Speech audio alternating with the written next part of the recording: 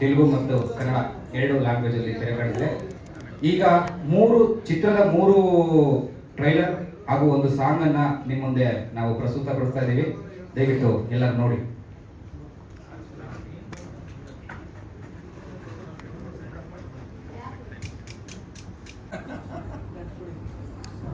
ನಮ್ಮ ಚೇರ್ ನಾವೇ ಹಾಕೋಬೇಕು.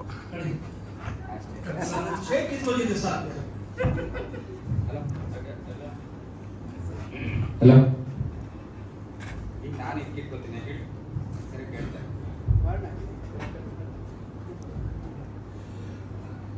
ಸರ್, ಎಲ್ರಿಗೂ ನಮಸ್ಕಾರ. ಇದು ನಮ್ಮ ಕಾಂಜಿ ನಾಗರಾಜ್ ಅವರು ತುಂಬ ಕಷ್ಟಪಟ್ಟು ಒಬ್ಬ ಟೆಕ್ನಿಷಿಯನ್ ಅವರು. ನಾನು ಅವ್ರ ಜೊತೆ ತುಂಬ ಪಿಕ್ಚರ್ ಕೆಲಸ ಮಾಡಿದ್ದೀನಿ. ಅವರು ಸಿನಿಮಾ ಮಾಡಬೇಕು ಅಂತ ಹೊರಟಾಗ ಈ ಸಿನಿಮಾಗೆ ಏನು ಬೇಕು, ಕಲಾವಿದರಾಗಿರ್ಬೋದು, ಟೆಕ್ನಿಷಿಯನ್ಸ್ ಆಗಿರ್ಬೋದು, ಮತ್ತು ಪ್ರಾಪರ್ಟೀಸ್ ಎಲ್ಲ ಫುಲ್ ಓವರಾಲ್ ಸಿನಿಮಾ. ಒಬ್ಬ ಟೆಕ್ನಿಷಿಯನ್ ಈ ಥರ ಸಿನಿಮಾ ಮಾಡೋದು ತುಂಬ ಅಪರೂಪ. ಸ್ವಲ್ಪ ನನ್ನ ಸಾಕೋದು ಒಂಥರ ಬಿಳಿ ಆನೆ ಸಾಕಿದಂಗೆ ನಂಗೆ ಗೊತ್ತು. ಬಟ್ ಅದು ತಡ್ಕೊಂಡು ತುಂಬ ಖರ್ಚು ಮಾಡಿ ನಾನು ಏನು ಕೇಳಿದೆ ಅದನ್ನೆಲ್ಲ ಕೊಟ್ಟರು. ನಿಜವಾಗ್ಲೂ ಈ ಸಿನಿಮಾಗೆ ಎಲ್ಲ ಏನೇ ಹೇಳಿದ್ರು ಕೂಡ ರಾತ್ರಿಯಲ್ಲೂ ಕಷ್ಟಪಟ್ಟಿರೋ ಒಬ್ಬ ನಾಯಕ ನಟ ಅಂತಂದರೆ ನಿಜರು ಅಂಜಿ ನಾಗರಾಜ್ ಅಂತ ಹೇಳಿದ್ರು ತಪ್ಪಾಗಲ್ಲ. ನಮ್ಮ ಕಲಾವಿದರು ತೊಗೊಂಡ್ರೆ ದುನಿಯಾ ವಿಜಯವರಾಗಿರ್ಬೋದು, ಪ್ರಣೀತಾ ಅವರು, ಲೋಹಿತ್ ಅಶ್ವ ಅವರು, ಮತ್ತು ಬೇರೆ ಎಲ್ಲ ಲೋಕನಾಥ್ ಸರ್ ಅಂತೂ ನಂಗೆ ತುಂಬ ಪೆಟ್ಟು. ಸೊ ಅವ್ರಿಗೆ ಆ ಪಾತ್ರ ಮಾಡಿಸ್ಬೇಕು ಅಂತ ನಂಗೆ ತುಂಬ ಆಸೆ ಇತ್ತು. ಅವ್ರಿಗೆ ಹೇಳಿದಾಗ ಅಣ್ಣಗೆ ಆ್ಯಕ್ಚುಲಿ ನಡೆಯೋಕ್ಕಾಗಲ್ಲ ಅವ್ರಿಗೆ ಅವಾಗ, ಆದರೂ ಸಹ ನಾನೇ ಮಾಡಿನಲ್ಲೆಲ್ಲ ಕರ್ಕೊಂಡೋಗಿ ಜೊತೆನಲ್ಲಿ ಕೂರಿಸಿ ಶಾರ್ಟ್ಸ್ ಎಲ್ಲ ಬರಬೇಕು ಅಂದಾಗ ಅಣ್ಣ ನಾನು ಹತ್ತಿನ ಕಣ ಬಾರ ಮನೆ ಅಂತೇಳಿ ಅವ್ರು ಹತ್ತಿಗೆ ಬಂದು ಕೆಲಸ ಮಾಡಿದ್ರು. ಪ್ರಣೀತ್ ಅವರು ಕೂಡ ಒಂದು ಒಳ್ಳೆ ಪಾತ್ರ ಮಾಡಿದ್ರು ಹೀರೋಯಿನ್ ಆಗಿ. ಸೊ ಬೇರೆ ಎಲ್ಲರೂ ಉಮಾಶ್ರೀ ಮೇಡಮ್ ಹತ್ರ ನಾನು ಫಸ್ಟ್ ಟೈಮ್ ಕೆಲಸ ಮಾಡಿದೆ. ಸೊ ಪ್ರತಿಯೊಬ್ಬರು ಕೂಡ ಕಲಾವಿದರುಗಳು, ಟೆಕ್ನಿಷಿಯನ್ಸ್ ತುಂಬ ಚೆನ್ನಾಗಿ ಕೆಲಸ ಮಾಡಿದ್ರು. ಸೊ ಈ ಸಿನಿಮಾ ಆಫ್ಟರ್ ಲಾಂಗ್ ಟೈಮ್ ಈಗ ಅಂಜಿ ನಾಗರಾಜ್ ಅವರು ಇದನ್ನು ತಮಿಳಲ್ಲಿ ಮತ್ತು ತೆಲುಗು ಮತ್ತು ಮಲಯಾಳಿ ಎಲ್ಲ ಭಾಷೆಗಳು ಡಬ್ ಮಾಡಬೇಕು. ತುಂಬ ಆಫರ್ಸ್ ಬಂದಿದೆ ನನಗೆ, ತುಂಬ ಚೆನ್ನಾಗಿದೆ ಅಂತೇಳಿ. ನಾನು ಆಗಲೂ ಸಹ ಹೇಳಿದ್ದೆ, ನಿಮ್ಗೊಂದು ಒಳ್ಳೆ ಪಿಕ್ಚರ್ ಆಗುತ್ತಿದ್ದು, ನೀವು ಕಷ್ಟಪಡಿ, ಸಿನಿಮಾನ ಪ್ರೀತಿಸಿ, ಸಿನಿಮಾ ನಿಮ್ಮನ್ನು ಪ್ರೀತಿಸುತ್ತೆ ಅಂತ ಹೇಳಿದ್ದೆ. ಅದನ್ನು ಅವ್ರು ಫಾಲೋ ಮಾಡಿದ್ರು. ನಿಜವಾಗ್ಲೂ ನಂಗೆ ತುಂಬ ಖುಷಿ ಆಯಿತು. ಅವತ್ತು ಅವರು ಒಳ್ಳೆ ತೀರ್ಮಾನದಲ್ಲಿ ಆ ಸಿನಿಮಾನ ರಿಲೀಸ್ ಮಾಡಿ ಒಳ್ಳೆ ಲಾಭ ಕೊಟ್ಟು ಚೆನ್ನಾಗಿದ್ದಾರೆ ಅಂತಂದರೆ ಅದಕ್ಕೆ ನಾನು ಫಸ್ಟು ಸಂತೋಷ ಪಡ್ತೀನಿ. ಈಗಲೂ ಸಹ ಅವ್ರು ತುಂಬ ಕಷ್ಟಪಟ್ಟು ಈ ಸಿನಿಮಾ ಡಿಜಿಟಲ್ ಆಗೆಲ್ಲ ಮಾಡಿ, ಕಲರಿಂಗ್ ಮಾಡಿ ತುಂಬ ಕಷ್ಟಪಟ್ಟೆಲ್ಲ ಮಾಡಿದ್ದಾರೆ, ಎಲ್ಲ ಮಾಡಿ. ಸೊ ಅವ್ರು ಒಳ್ಳೇದಾಗಬೇಕು, ಈ ಸಿನಿಮಾ ಎಲ್ಲರಿಗೂ ಇಷ್ಟ ಆಗಲಿ ಅಂತ ನಾನು ಕೇಳ್ಕೊತೀನಿ. ಸರ್, ಏನೋ ಖರ್ಚಾಗಿತ್ತು ಆ ಟೈಮಲ್ಲಿ? ನನಗೆ ನನ್ನ ಪಿಕ್ಚರೇ ನಾನು ಲೆಕ್ಕ ಹಾಕಲ್ಲ ಎಷ್ಟು ಖರ್ಚಾಗುತ್ತೆ ಅಂತ. ಇವ್ರು ನೀವು ಕೇಳಿ, ಅವನ್ನ ಕೇಳಿ ಸರ್. ಅಣ್ಣ ಒಂದಷ್ಟು ಒಂದು 13-14 ನೆನಪುಗಳು. ಹಾಂ ಸರ್. ಏನು ಅನಿಸುತ್ತೆ ಇವತ್ತು ವಯಸ್ಸಾದ್ಮೇಲೆ ಮತ್ತೆ ನೋಡ್ಕೊಂಡಾಗ ಏನು ತುಂಬ ಖುಷಿ ಆಯಿತು ಸರ್ ನನಗೆ. ನಾನು ಆ್ಯಕ್ಚುಲಿ ಯೂಟ್ಯೂಬಲ್ಲಿ ಪಿಕ್ಚರ್ ಬಂದಾಗ ನಾನೇ ಒಂದು 5-6 ಸಲ ನೋಡಿದ್ದೀನಿ. ಅಂದರೆ ನನಗೇನು ತುಂಬ ಸಂತೋಷ ಆಗಿದೆ ಈ ಸಿನಿಮಾದಲ್ಲಿ ಅಂತಂದರೆ ಡೈಲಾಗ್ಸು ಮತ್ತು ಸೀಕ್ವೆನ್ಸು ಮತ್ತು ಮೇಕಿಂಗ್ ತುಂಬ ಹೊಸತರಾಗಿದೆ ಇದರಲ್ಲಿ. ಆ ಥರ ಅವಕಾಶ ಸಿಕ್ತು ಕೆಲಸ ಮಾಡೋದಕ್ಕೆ. ನನಗೆ ಅದು ತುಂಬ ಸಂತೋಷ ಆಯಿತು ಸರ್. ಆಮೇಲೆ ಅವರು ಅಷ್ಟೇ ಕ್ಯಾಮ್ರಾಮ್ಯಾನ್ ಆಗಿ ನಾವು ಏನೇ ಕೇಳಿದ್ರು ಆ ಶಾರ್ಟ್ ನಾವು ಅಷ್ಟೇ ಕಷ್ಟಪಟ್ಟು ರಿಸ್ಕ್ ತಗೊಂಡು ಕೊಡ್ತಿದ್ರು ಅವರು. ಸೊ ಅವ್ರ part of work is a great. Duration ಅವಾಗ ಜಾಸ್ತಿ, ಈಗ ಕಮ್ಮಿ ಆಗಿದೆ ಸರ್. ಡ್ಯೂರೇಷನ್ ಏನಿಲ್ಲ ಸರ್, ತುಂಬ ಅಷ್ಟೇನು ಕಮ್ಮಿ ಆಗಿಲ್ಲ, ಸ್ವಲ್ಪ ಕಮ್ಮಿ ಆಗಿದೆ ಅಷ್ಟೇ ಸರ್. ಒಂದು ಚಿಕ್ಕದು ಒಂದು 10-15 ನಿಮಿಷ ಕಮ್ಮಿ ಆಗಿದೆ ಸರ್ ಅಷ್ಟೇ. ಮಿಕ್ಕಿದೆಲ್ಲ ಆ್ಯಸ್ ಇಟ್ ಈಸ್ ಕನ್ನಡ ತಮಿಳಲ್ಲಿ ಸರ್. ನ್ಯೂಸ್ ಪೇಪರ್ ಬರುತ್ತೆ, ಬಸ್ ಎಲ್ಲ ಬರುತ್ತೆ, ಬೋರ್ಡ್ ಎಲ್ಲ. ಹಾಂ ಸರ್. ಕನ್ನಡ ಸಿನಿಮಾದಲ್ಲೂ ಹಾಗೆ ಇರುತ್ತೆ? ಇಲ್ಲ ಸರ್, ಚೇಂಜ್ ಮಾಡಿದ್ದಾರೆ ಸರ್. ಅದು ಆ್ಯಕ್ಚುಲಿ ಈಗ ಬಂದ್ಬಿಟ್ಟಿದೆ ವಿಡಿಯೋದಲ್ಲಿ. ಸೊ ಅದಕ್ಕೋಸ್ಕರ ಇದು ಆ ಭಾಷೆಗೆ ಬೇಕು ಅದನ್ನು ರೆಡಿ ಮಾಡಿದ್ದಾರೆ ಸರ್. ಟೆಕ್ನಾಲಜಿ ಇವತ್ತು ತುಂಬ ಮುಂದುವರಿದೆ. ಅವಾಗ ಟೆಕ್ನಾಲಜಿ ಇಲ್ಲದೇ ಇದ್ದಾಗ ಅಷ್ಟೆಲ್ಲ ಮಾಡಿದ್ದೀರ. ಆ ದಿನಗಳು ನೆನಪಿಸ್ಕೊಂಡಾಗ ಅದು ನಮ್ಮ ಕರ್ತವ್ಯ ಸರ್. ಆ್ಯಕ್ಚುಲಿ ಮಾಡಲೇಬೇಕು. ಟೆಕ್ನಾಲಜಿನ ಇಟ್ಕೊಂಡು ಮಾಡುವಂಥದಕ್ಕಿಂತ ನಾನು ಕಥೆ ಇಟ್ಕೊಂಡು ಟೆಕ್ನಾಲಜಿ ಸಪೋರ್ಟ್ ತೊಗೋಬೇಕು ಅನ್ನೋದು ನನ್ನ ಉದ್ದೇಶ. ಸೊ ಆ ಒಂದು ಇದು ನಾನು 92-91 ಡೈರೆಕ್ಟರ್ ಆದಾಗಿಂದ ನಾನು ಅದನ್ನು ಫಾಲೋ ಮಾಡ್ಕೊಂಡು ಬರ್ತಾನೆ ಇದ್ದೀನಿ. ಲಾಕಪ್ ಡೆತ್ ಅನ್ನೋದು ಆ ಪಿಕ್ಚರ್ನೆಲ್ಲ ಅಷ್ಟು ಅವಕಾಶ ಸಿಕ್ತು. ಆಫ್ಟರ್ ದಟ್ ಎಲ್ಲ ಆದಮೇಲೆ ಬೇರೆ ಸಿನಿಮಾಗಳಿಗೆಲ್ಲ ಅದನ್ನು ಅಳವಡಿಸ್ಕೊಂಡೇ ಬಂದಿದ್ದೀವಿ. ಸೊ ಮೇಜರ್ ಕತೆ ಸರ್ ಅಷ್ಟೇ. ಕತೆ ಇಲ್ಲ ಅಂತಂದರೆ ಏನು ಟೆಕ್ನಾಲಜಿ ಇದ್ರೂ ವರ್ಕೌಟ್ ಆಗಲ್ಲ ಸರ್. ಅದನ್ನು ಫಾಲೋ ಮಾಡಿ. ಸಿನಿಮಾ ರಿಲೀಸ್ ಆಗೋ ಟೈಮಲ್ಲಿ ಆವಾಗ ಒಂದಷ್ಟು ಸಮಸ್ಯೆಗಳು ಎದುರಾದವು. ಇದು ಕತೆ ನಮ್ಮದು ಕರ್ಕೊಂಡಿದ್ದಾರೆ ಅಂತೇಳಿ.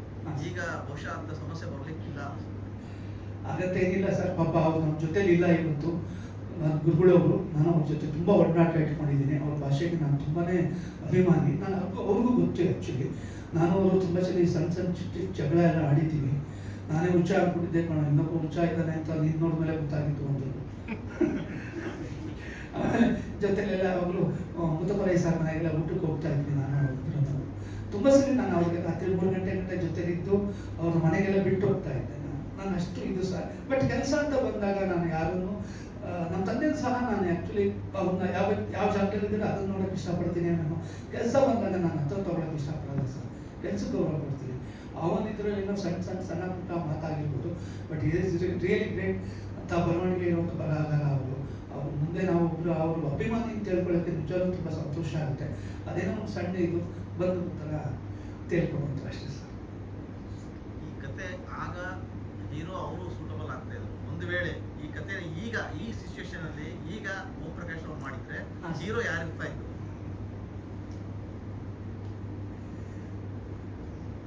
ದರ್ಶನ್ ಪೇ ಮಾಡಿಸ್ತೀವಿ ಸರ್. ದರ್ಶನ್ ಸರ್. ಅದೇ ಇವರು ಯಾಕೆ ಕರೀಲಿಲ್ಲ ಹೀರೋನ? ಪ್ರೆಸ್ ಮೀಟ್ ಕರೀಲಿಲ್ವ ಅವ್ರನ್ನ ಅಂತ? ಯಾವ್ದು ಸರ್? ಇದಕ್ಕೆ ಈ ಪ್ರೆಸ್ ಮೀಟ್ಗೆ ಕರೆದ್ರ? ನಾ ಹೇಳಿದೆ ಸರ್, ಕರೀಲಿ ಅಂತ ಹೇಳಿದೆ. ಇವ್ರು ಏನು ಮಾಡೋರೆ ಗೊತ್ತಿಲ್ಲ, ಇವ್ರು ಅವರಿಬ್ರು ಏನು ಮಾತಾಡ್ಕೊಂಡವ್ರೆ ಅಂತ ಗೊತ್ತಿಲ್ಲ. ಬೇಡ ಬಿಡು ನೀನು ಅಂತ ಹೇಳ್ತಾರೆ. ಏನು ವಿಜಿಗೆ ಹೇಳ್ತಾ ಬರೋಕ್ಕೆ ಏನಂದ್ರು ಕಾಗಿಲ್ಲ ಅಂದ್ರ ಮತ್ತೆ ನಮ್ಗೆ ಗೊತ್ತಿಲ್ಲ ಸರ್. ದೇವ್ರನ್ನ ಹೇಳಿದ್ದೀನಿ ಅವ್ರನ್ನ ಒಂದಿಬ್ಬರನ್ನ ಕರಿ ಕಲಾವಿದರುಗಳನ್ನ ಕರೆಸು, ನಾವು ಎಲ್ಲ ಚೆನ್ನಾಗಿರುತ್ತೆ. ಆಮೇಲೆ ಡೈಲಾಗ್ MS ರಮೇಶ್ ಅವ್ರನ್ನ ಕರೆಸು ಅಂತ ಹೇಳಿದ್ದೆ ಸರ್. ನಾನು ತುಂಬ ಒಳ್ಳೆ ಡೈಲಾಗ್ ಬರ್ತಿದ್ದಾರೆ ಪಿಕ್ಚರಲ್ಲಿ. Is a great. ಬಟ್ ಏನು ಅಂತ ನನಗೆ ಐಡಿಯಾ ಇಲ್ಲ sir actually. Narration style change ಆಗಿದೆ ಈಗ. ಹಾಂ ಸರ್. ಜನ ನರೇಶನ್ ನಿರೀಕ್ಷೆ ಮಾಡ್ತಾರೆ. ಬಟ್ ಈಗಿನ ಹಳೆಯ ನರೇಶನ್ ಹೇಗೆ ಕನೆಕ್ಟ್ ಆಗಿದೆ ಪ್ರೇಕ್ಷಕರಿಗೆ? ನಾವು ಕೆಲವು ಸಲ ನಾವೇ ಸಿನಿಮಾ ಮಾಡಿದವರೇ ಕೂಡ ಯಾವುದಾದ್ರು ಸಿನಿಮಾಗಳು ಓಡದೇ ಇರೋ ಟೈಮಲ್ಲಿ, ಚೆನ್ನಾಗಿ ಬರದೇ ಇರೋ ಟೈಮಲ್ಲಿ ಯಾವುದೋ ಒಂದು ನಮ್ದು ಹಳೆ ಸಿನಿಮಾ ಹಾಕ್ಕೊಂಡು ನೋಡಿದಾಗ ಸೊ ಏನೋ ಒಂಥರ ಚೆನ್ನಾಗಿ ಕಾಣಿಸುತ್ತೆ ಸರ್ ಆ್ಯಕ್ಚುಲಿ. ಚೆನ್ನಾಗಿದೆಯಲ್ಲ, ಒಳ್ಳೆ ಕಥೆ ಅಲ್ಲ, ಆ ಟೈಮಲ್ಲಿ ಇದೆಲ್ಲ ಸಿಗ್ತಾರ ಅಂತ. ಆಮೇಲೆ ಕೆಲವು ಸಲ ರಿಲೀಸ್ ತುಂಬ ಸಿನಿಮಾಗಳು ಮಾಡಿದ್ದಾರೆ ಸರ್, ಬಂದಿದೆ. ಥಿಯೇಟರ್ನಲ್ಲಿ ಕೂಡ ಒಂದು ಒಳ್ಳೆ ಪ್ರಶಂಸೆ ಸಿಕ್ಕಿದೆ. ಆ ಒಂದು ವಿಷಯ ಇಟ್ಕೊಂಡು ಅಂಜಿ ನಾಗರಾಜರು ಆ ತೀರ್ಮಾನ ತಗೊಂಡಿದ್ದಾರೆ. ನಾವು ಮಾಡಿರೋ ಎಲ್ಲ ಸಿನಿಮಾಗಳಲ್ಲಿ, ಅವರು ನಿರ್ಮಾಣ ಮಾಡಿರೋ ಸಿನಿಮಾಗಳಲ್ಲಿ ಇದು ಒಂದು ಉತ್ತಮವಾದ ಚಿತ್ರ. ಈ ಚಿತ್ರ ಬಂದರೆ ಚೆನ್ನಾಗಿರುತ್ತೆ ಅನ್ನೋ ಉದ್ದೇಶದಿಂದ ಅವರು ಮಾಡಿದ್ದಾರೆ ಅಂತ ನನಗೆ ಅನಿಸುತ್ತೆ ಸರ್. ನೆಕ್ಸ್ಟ್ ಪ್ರಾಜೆಕ್ಟ್ ಇರ್ತಾರೆ, ಯಾಕೆಂದ್ರೆ ಅಷ್ಟು 8 ಸಿನಿಮಾಗಳು ಕೊಟ್ಟವರು ನೀವು ಏನು ಪ್ಲ್ಯಾನ್ ಮಾಡ್ತೀರಾ ಮುಂದಿನ? ಸರ್ ಅದೇ ಅಂತ ಒಳ್ಳೆ 8 ಸಿನಿಮಾಗಳು ಕೊಟ್ಟಿದ್ದೀರಾ. ಹಾಂ ಸರ್. ನೆಕ್ಸ್ಟ್ ಏನು ಪ್ರಾಜೆಕ್ಟ್, ಏನಾದ್ರು ಹೊಸ ಪ್ರಾಜೆಕ್ಟ್ಗಳು ನಿಮ್ಮದು ಎಲ್ಲಿ ಬಂತು, ಏನಾಯಿತು? ಈಗ ನಾನು ಮಾಡ್ತೀನಿ ಸರ್. ನಮ್ಮದೇ ಒಂದು ದೊಡ್ಡ ಪ್ರೊಡಕ್ಷನ್ ಇದೆ, ಫೀನಿಕ್ಸು. ಈಗ ಮನೆ ಮುಗೀತು ಅದೊಂದು. ಮತ್ತು ಇಲಾಖೆ ಅಂತ ಒಂದು, ಅದು ಈಗ ಶುರು ಆಗ್ತಿದೆ 15ನೇ ತಾರೀಕಿಂದ. ಈ ವರ್ಷ ಒಂದು 3 ಸಿನಿಮಾ ಬರೋ ಥರ ಇದೆ. ಒಂದು ಹೊಸ ಪಿಕ್ಚರು ಈಗ ಮಾರ್ಚ್ 19ಕ್ಕೆ ಶುರು ಮಾಡ್ತೀನಿ ಸರ್. ನನ್ನ ಮಗನ ಸರ್. ಯಾಕೋ ನನಗೆ ಬಂದ್ಬಿಡಿ ಮೇಲೆ.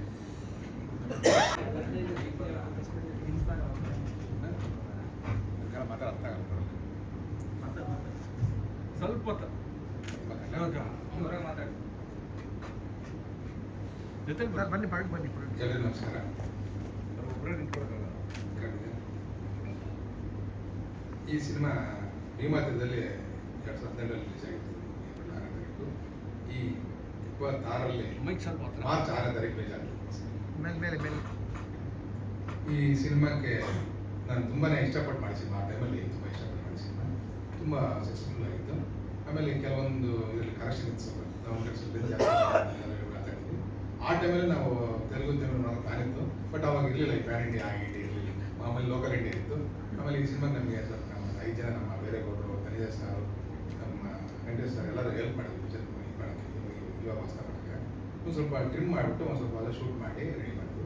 ಈ ಸಿನಿಮಾ ತುಂಬ ಚೆನ್ನಾಗಿದೆ. ಅಂದರೆ ನನ್ನ ಏನಂದರೆ, ನಾನು ಆ್ಯಸ್ ಎ ಫೋಟೋಗ್ರಾಫರ್ ಆಗಿ ತುಂಬ ಪಿಕ್ಚರ್ ನೆಗೆಟಿವ್ ಮಾಡಿದ್ದು, ಅಂದರೆ ರೀಲ್ ಇದು ಮಾಡಿದ್ದು ಅವಾಗ. ಸೊ ಈ ಸಿನಿಮಾ ಏನಂದರೆ, ನೀವು ಸಿನಿಮಾ ಹಾಲಲ್ಲಿ ನೋಡಿದರೆ ಒಂದು ಸಿನಿಮಾ ನೋಡೋಂಗೆ, ಡಿಜಿಟಲ್ ಸಿನಿಮಾಕ್ಕೂ ಈ ಒಂದು ರೀಲ್ ಸಿನಿಮಾಕ್ಕೂ ಡಿಫ್ರೆನ್ಸ್ ಇರುತ್ತೆ.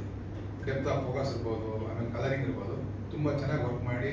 ಅಂದರೆ ನೀವು ಸಿನಿಮಾ ನೋಡಿದಾಗ 100% ಇದ್ರೆ ಒಂದು ಸಿನಿಮಾ ನೋಡಿದ ಆ ಫೀಲಿಂಗ್ಸ್ ಇರುತ್ತೆ.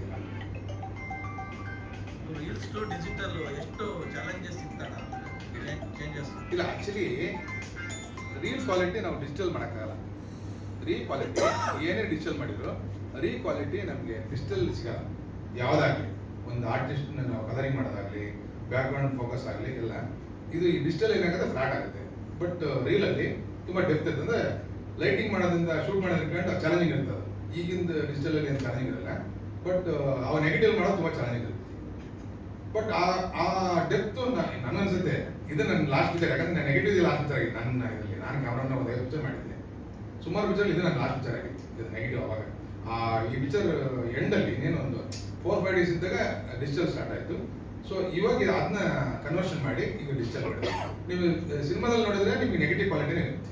ನೆಗೆಟಿವ್ ಏನು ನಾವು ರೀಲ್ ನೋಡ್ತೀವಲ್ಲ, ರೀಲ್ ಸಿನಿಮಾ ಆ ಕ್ವಾಲಿಟಿನೇ ಇರುತ್ತೆ. ಅದಂತೂ ಪಕ್ಕ ತುಂಬ ಚೆನ್ನಾಗಿ ಬಂದಿದೆ. ಯಾಕಂದ್ರೆ ನಾನೊಬ್ಬ ಈ ಸಿನಿಮಾ ಪ್ರೊಡ್ಯೂಸರ್ ಅಂತಲ್ಲ, ಈ ಸಿನಿಮಾ ವರ್ಕ್ ಮಾಡಿದ್ರಿಂದ ಒಂದೊಂದು ಫ್ರೇಮ್ ನಾನು ಅದರಿಂದ ಇವತ್ತು ಈ ಸಿನಿಮಾ ಸ್ಕ್ರೀನಲ್ಲಿ ನೋಡಿದ್ರೆ ಇವತ್ತು ಮೇಕಿಂಗ್ ಮಾಡಿದೆ ಓಂ ಪ್ರಕಾಶ್ ಅವರು 10 ವರ್ಷದ ಹಿಂದ್ಗಡೆ 12 ವರ್ಷದ ಹಿಂದ್ಗಡೆ ಮೇಕಿಂಗ್ ಮಾಡಿದ್ದಾರೆ.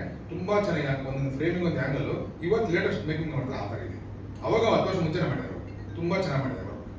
ಸೊ ಅದನ್ನ ನೋಡ್ಬಿಟ್ಟೆ ನಾನು ಈ ಸಿನಿಮಾನ ಡಬ್ಬಿಂಗ್ ಮಾಡ್ಬೇಕಂತ ಆಸೆ ಪಟ್ಟು ಡಬ್ಬಿಂಗ್ ಮಾಡಿ ಈ ಜೊತೆ ಕರೆಕ್ಷನ್ ಮಾಡಿ ಕನ್ನಡ ಮತ್ತು ತೆಲುಗು 3 ಲ್ಯಾಂಗ್ವೇಜ್ ಮಾಡಿದ್ರು. ಈ ತಿಂಗಳು 6ನೇ ತಾರೀಕು ರಿಲೀಸ್ ಮಾಡ್ತಾ ಇರೋದು. ಇವಾಗ ಕಲರಿಂಗು ಡಬ್ಬಿಂಗು ಎಲ್ಲ ಮಾಡೋಕ್ಕೆ ಏನು ಬಜೆಟ್ ಆಯಿತು? ಇದೇನು ಸಿನಿಮಾ ಬಜೆಟ್ ಎಲ್ಲ ಹೇಳ್ಬೋದು. ಸಿನಿಮಾ ಬಜೆಟ್ ಅವಾಗ ಕೂಡ 5 ಕೋಟಿ 6 ಕೋಟಿ ಮಾಡಿದ್ವಿ.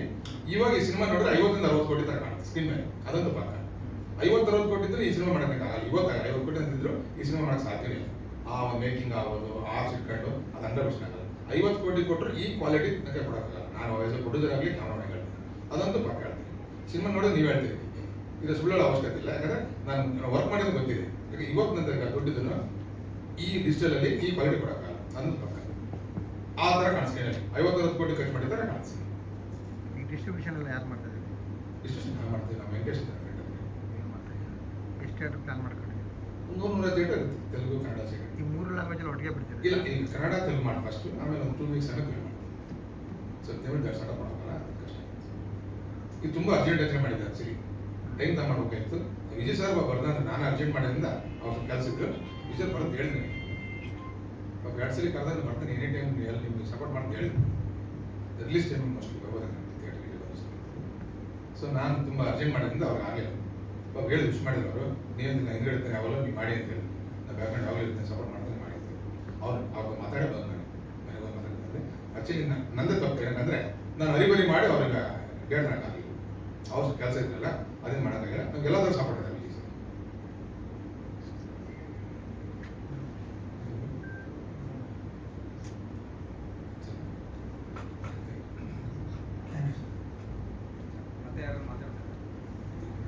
ಹೊಸ ಪ್ಲಾನ್ಗಳು, ಹೊಸ ಪ್ರಾಜೆಕ್ಟ್ಗಳು ಏನಾದ್ರು ಸರ್ ಮಾಡೋಣ. ಈ ಪ್ಲಾನ್ ಇದೆ. ಸ್ವಲ್ಪ ನನಗೆ ಹೆಲ್ತ್ ಅಪ್ಸೆಟ್ ಆಗಿದೆ, ನನಗೆ ಹೆಲ್ತ್ ಅಪ್ಸೆಟ್ ಆಗಿತ್ತು, ಅದನ್ನು ಮಾಡೋಕ್ಕಾಗಿಲ್ಲ. ಮುಂದೆ 100%. ಯಾಕಂದರೆ ಇವತ್ತು ನಾನು ಕೆಲಸ ಕಲ್ತೇನೆ. ಸುಮಾರು ಉಚ್ಚಾರಣೆ ಇಟ್ಕೊಂಡು ಕಲಿಸ್ಬೇಡ ಸುಮಾರು ಕೆಲಸ ಮಾಡಿದ್ದೀನಿ. ಇವರಿಂದ ತುಂಬ ಕೆಲಸ ಕಲ್ತೇನೆ. ಈ ಭೀಮಾತ್ರದಲ್ಲಿ ಕೆಲಸ ಕಲ್ತೇನೆ. ಈ ಸಿನಿಮಾ ನಾನು ಏನು ಹೇಳ್ತೇನೆ ಅಂದರೆ ಸುಮಾರು ಟೆಕ್ನಿಷಿಯನ್ ಇರ್ತಾರೆ ನೋಡೋದು. ಏನಕ್ಕಂತಂದರೆ ಕೆಲಸ ಕಲ್ತ್ಕೋಬೋದು. ಯಾಕಂದರೆ ಯಾವುದೋ ಒಂದು ಕೆಲಸ ಮಾಡಿ ನೋಡಿ ಕಲ್ತ್ಕೊಂಡು ನಾವು ಬಂದಿರ್ತಾವಲ್ಲ, ನಾವೇನು ನಮ್ಮ ಊರಿಂದ ಬರೋ ಗಂಡಿಂದ ಬರೋಕ್ಕೆ ಕೆಲಸ ಕಲ್ತಿರಲಿಲ್ಲ. ಇಂಥ ನೋಡ್ಕೊಂಡು ಇವ್ರ ಕೆಲಸ ಮಾಡೇ ಕಲ್ತಿದ್ದು. ಸೊ ಈ ಸಿನಿಮಾ ನೋಡಿದ್ರೆ ನಮ್ಮ ಕ್ಯಾಮ್ರಾಮನ್ ಡೈರೆಕ್ಟ್ರಿಗೆ ತುಂಬ ಹೆಲ್ಪ್ ಆಗುತ್ತೆ. ಅದಂತೂ ನಾನು ಎಲ್ಲಿ ಬಗ್ಗೆ ಹೇಳ್ತೇನೆ, ತುಂಬ ಹೆಲ್ಪ್ ಆಗುತ್ತೆ. ಸ್ಕ್ರೀನ್ ಓಪನ್ ಮಾಡೋದು ಹೆಂಗೆ, ಶಾರ್ಟ್ ಕಂಪೋಸ್ ಮಾಡೋದು ಹೆಂಗೆ, ಹೆಂಗೆ ಲೈಟಿಂಗ್ ಮಾಡೋದು ತುಂಬ ಹೆಲ್ಪ್ ಆಗುತ್ತೆ. ಇದಂತೂ ನಾನು ಈಗಿನ ಜನರೇಷನ್ ಟೆಕ್ನಿಷಿಯನ್ ಅಲ್ಲ, ಓಂ ಪ್ರಕಾಶ್ ಅವ್ರ ವರ್ಕ್ 100% ಹೆಲ್ಪ್ ಆಗುತ್ತೆ ಈ ಸಿನಿಮಾಗೆ. ಟೆಕ್ನಿಷಿಯನ್ ಮೇಜರ್, ಕ್ಯಾಮ್ರಾಮನ್ ಆಗೋದು, ಎಡಿಟರ್ ಆಗೋದು, ಡೈರೆಕ್ಟರ್ ಆಗೋದು, ಇನ್ಕ್ಲೂಡಿಂಗ್ ಪ್ರೊಡ್ಯೂಸರ್, ಇದು ನೋಡಿದ್ರೆ ಹೆಲ್ಪ್ ಆಗುತ್ತೆ. ಸರ್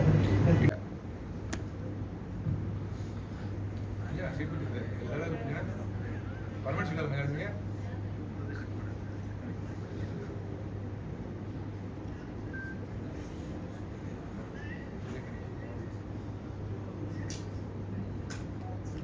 ಓಕೆ ಅಣ್ಣ.